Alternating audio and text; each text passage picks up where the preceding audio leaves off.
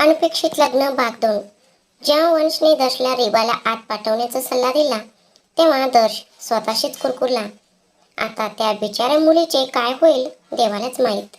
तो मान हलवत बाहेर पडला. तो निघून जाताच वंश हातातला फेन फिरवत म्हणाला, मिस रेवा शर्मा, तुम्हाला वाटत असेल की तुम्हाला ही नोकरी मिळणार नाही आणि तुम्हाला ही नोकरी मिळालीच पाहिजे. पण तुम्हाला माहिती आहे का, वंश शिंगाणियाचा दृष्टिकोन थोडा वेगळा आहे. तुम्हाला ही नोकरी नक्कीच मिळेल, पण तुम्ही एका महिन्यापेक्षा जास्त काळ ती चालू ठेवू शकणार नाही आणि तुम्ही मला स्वतः तुम्हाला काढून टाकण्यास सांगाल. जर तसे झाले नाही तर माझे नाव वंश शिंगाणिया नाही. त्याच्या चेहऱ्यावर एक खोडकर हास्य घेऊन तो दर्शने तिला दिलेले फाईल तपासू लागला. इथे दर्श बाहेर आला आणि त्याने रेवाला वंशच्या ऑफिसकडे येताना पाहिले. तो तिच्याकडे गेला आणि तिच्याकडे पाहून नम्रपणे म्हणाला, माफ करा मिस, वंश सरांनी तुम्हाला आत बोलवले आहे. प्लीज माझ्यासोबत या. मग तो पुढे गेला आणि रेवाला वंशच्या केबिनमध्ये त्याच्या मागे येण्याचा इशारा केला. रेवाने त्याच्याकडे पाहून मनात म्हणाले, मला त्याला पुन्हा भेटायचे नाही. मी माझ्या शब्दांनी त्याची इज्जत आधीच काढून टाकली आहे. आता मला त्याच्याकडून परत भेट म्हणून कोणत्याही आदर नको आहे. बाप्पा, काय करू मी इथून त्याच्या केबिनमध्ये जाण्यासाठी तुम्ही थांबवू शकत नाही का? म्हणजे जवळजवळ 1 वर्षात तो मला विसरू शकेल ना? काहीतरी कर बाप्पा, काहीतरी कर. असं विचार करत ती चालू लागली. स्वतःच्या विचारांमध्ये हरवली होती. तेवढ्यात दर्श थांबला आणि म्हणाला, आत जा, मला काही काम आहे. मी परत येईन आणि हो, बेस्ट ऑफ लक. तिला वंशच्या केबिन बाहेर सोडून दर्श तिथून निघून गेला.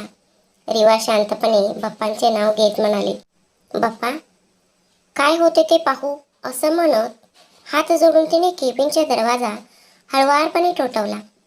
वंश याचीच वाट पाहत होता. हे ऐकून त्याच्या चेहऱ्यावरचे हास्य उजळले आणि त्याने स्वतःवर नियंत्रण ठेवून म्हणाला, येस, कमिंग.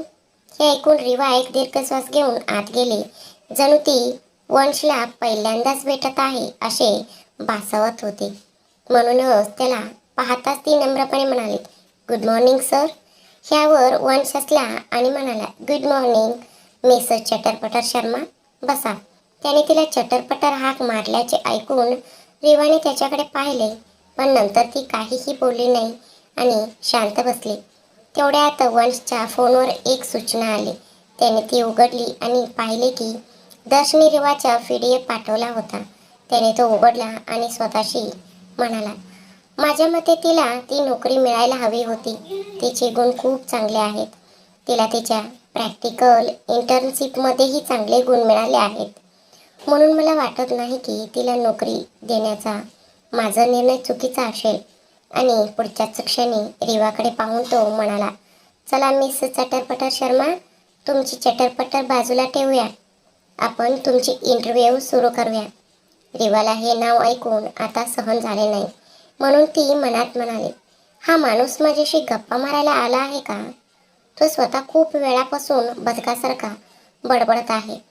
मी तुमची शपथ घेऊन सांगते बाप्पा, जर मला नोकरीची गरज पडली नसती, मी त्याची जीभ ओढून बाहेर काढली असते. आणि हे सर्व विचारत असताना तिचा चेहरा रागवला होता. पण ती वंशसमोर हे बोलू शकत नव्हती.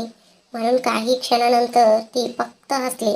तेवढ्यात वंशने तिला प्रश्न विचारायला सुरुवात केली आणि तिने आत्मविश्वासाने त्यांची उत्तरे दिली. ते ऐकून वंश स्वतःशी म्हणाला, मी तिच्या बाजूने नसलो तरी इतक्या कठीण प्रश्नांची इतक्या सहजपणे उत्तरे. तिला काम कुठेही मिळाले असते. मी तिच्या ड्रेसिंग स्टाईलवरून तिच्या जज करायला नको होते. पण तुम्ही काहीही म्हणा, ती इंडियन वेअरमध्ये चांगली दिसते. चुडीदारात गोंडस दिसते. So beautiful.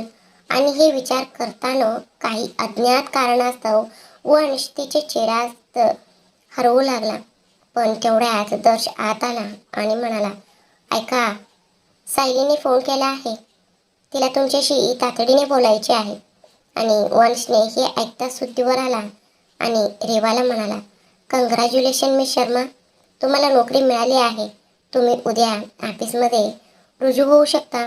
जा आणि हे कागदपत्रे HR ऑफिसमध्ये जमा करा.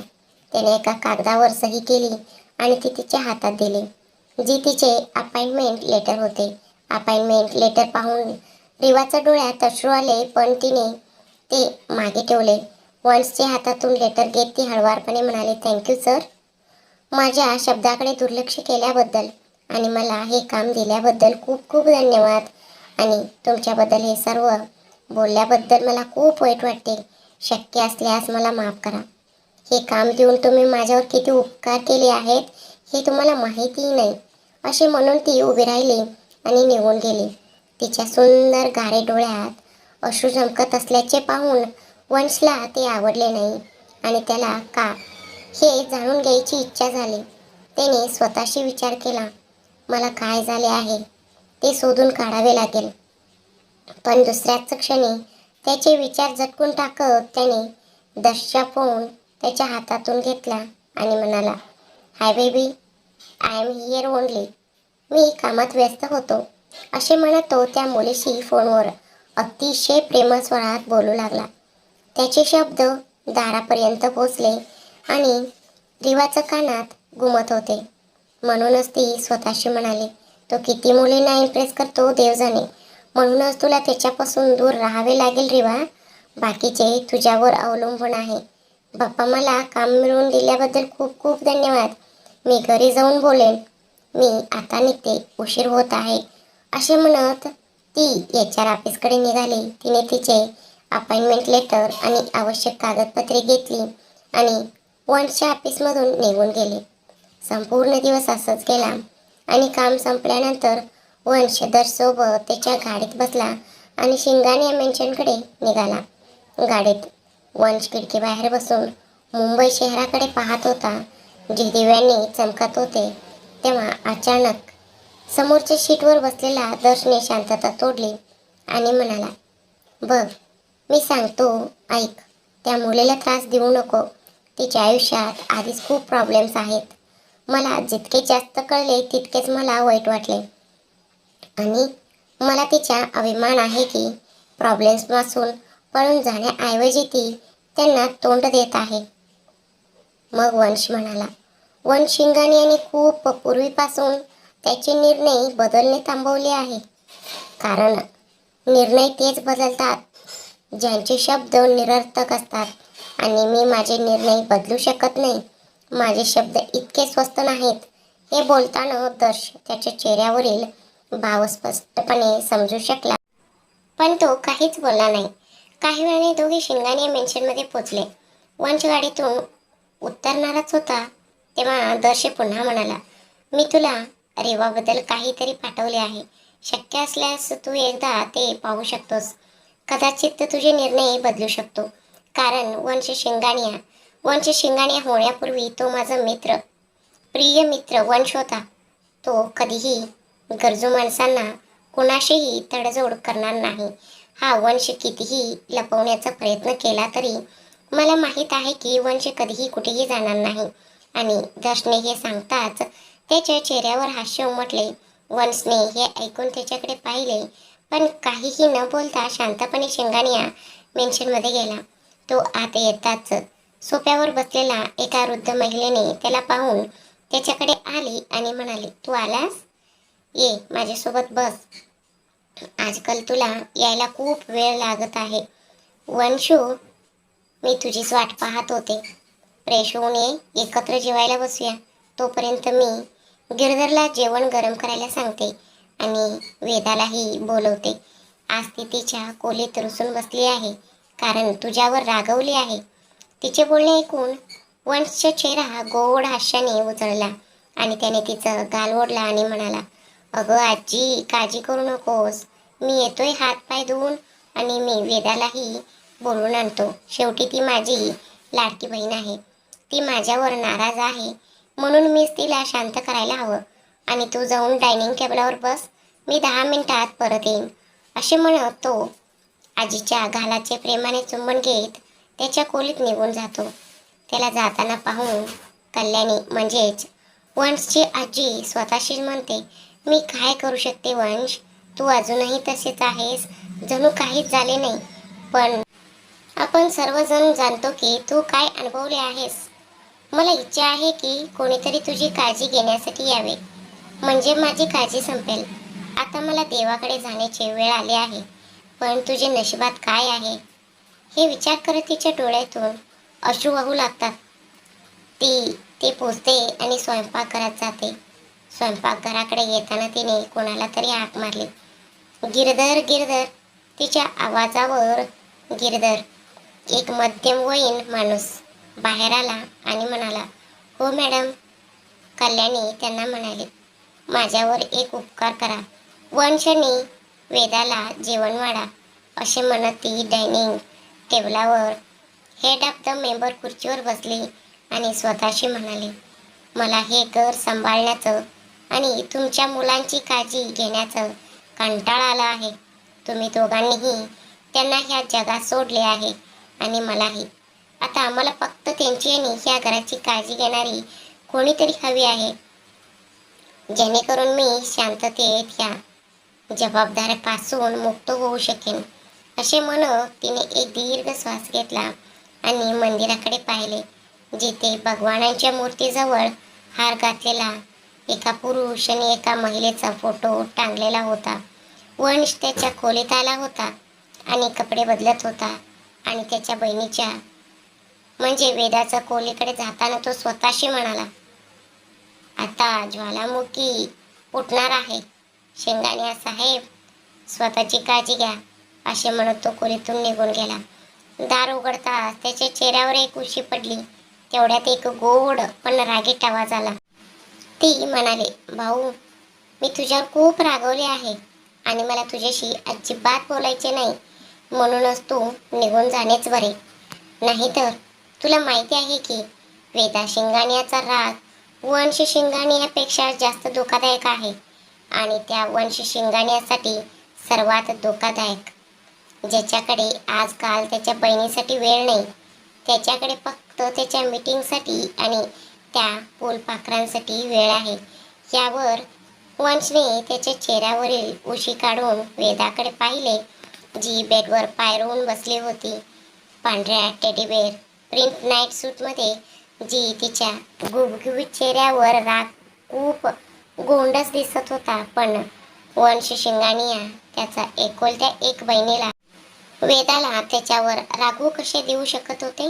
म्हणूनच तो तिच्या जवळ आला आणि प्रेमाने म्हणाला, हा ठीक आहे, आज भावावर रागवले आहे, पण भावासोबत जेवणार नाही. तुला माहीत आहे, भावाने दिवसभर काहीही खाल्ले नाही, फक्त काम केले, जेणेकरून तो परवा संपूर्ण दिवस त्याच्या बहिणीसोबत घालवू शकेल आणि परवा तिला भरपूर शॉपिंग करायला घेऊन जाऊ शकेल. पण इट्स ओके, असं म्हणत वंश मुद्दामून बारीक चेहरा बनवत निघून जाताना तिच्या डोक्यावर हात फिरवला. तेवढ्यात त्याला कोणीतरी त्याचा हात पकडल्याचे जाणवले आणि वंशच्या चेहऱ्यावर एक गोड हास्य उमटले. ते त्याच्या नेहमीच्या ॲटिट्यूडपेक्षा पूर्णपणे वेगळे आणि हृदयस्पर्शी होते. त्याच क्षणी वेदाने त्याच्याकडे प्रेमाने पाहिले आणि विचारले, हे खरं आहे का? तू परवा संपूर्ण दिवस माझ्यासोबत घालवशील? मला शॉपिंगसाठी घेऊन जाशील? वंश तिच्याकडे वळला, तिच्या शेजारी बसला आणि तिच्या गाल ओढला. खरंच, उद्याचा संपूर्ण दिवस माझ्या लाडूबाईचा आहे. फक्त एकच अट आहे. लाडूबाई, आत्ताच माझ्यावर रागवणे थांबवावं. माझ्यासोबत खाली ये आणि निवांत जेवण कर. तर मला सांग, तुला ही अट मान्य आहे का? आणि असे म्हणून त्याने तिच्याकडे हात पुढे केला. वेदा त्याच्या हातावर हात ठेवून जवळजवळ त्याच्यावर उडी मारते, त्याला मिठी मारते आणि म्हणते, आय लव्ह यू ब्रो. तू सर्वोत्तम आहेस. या जगात तुझ्यासारखा भाऊ कुठेच मिळणार नाही. वंश तिला उचलून घेतो आणि तिला खाली घेऊन जाऊ लागतो आणि तिला घेऊन जाताना तो म्हणतो, लाडू, डाएटिंग सुरू कर हां, तुझे वजन वाढत आहे. आणि हो, आय लव्ह यू टू लाडूबाई. या जगात तुझ्यासारखं कोणीच नाही, माय डिअर लेडी पैलवान. तो हे म्हणताच वेदा त्याच्या छातीवर मुक्का मारते आणि म्हणते, तुला मला लेडी पैलवान म्हणायची हिंमत कशी झाली? आय हेट यू, सोड मला. पण वंश तिला त्याच्या पद्धतीने घेऊन तिला डायनिंग टेबलावर खुर्चीवर बसवतो आणि म्हणतो, but I love you lady पैलवान, असं म्हणत तिला गुदगुल्या करू लागतो. वेदा स्वतःवर नियंत्रण ठेवू शकत नाही. जोर जोरात हसू लागते. दोघंही एकमेकांशी मजा करत असताना कल्याणी आजी त्यांना थांबवत आणि म्हणाली, गप्प बसा दोघेही, शांतपणे जेवा आणि आपापल्या रूममध्ये जा. वेदा, तुला उद्या कॉलेजला जायचे आहे आणि वंश, तुला ऑफिसला.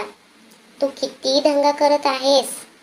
आजी असं बोलत होती तोपर्यंत गिरधर काकांनी जेवण वाढले होते, म्हणून वंश आणि वेदाही शांतपणे जेवू लागले.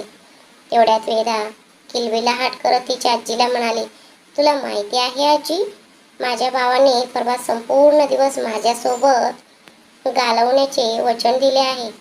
तो मला शॉपिंगला घेऊन जाईल, मला बाहेर फिरायला घेऊन जाईल आणि परवा ऑफिस नाही. मी खूप हॅपी आहे.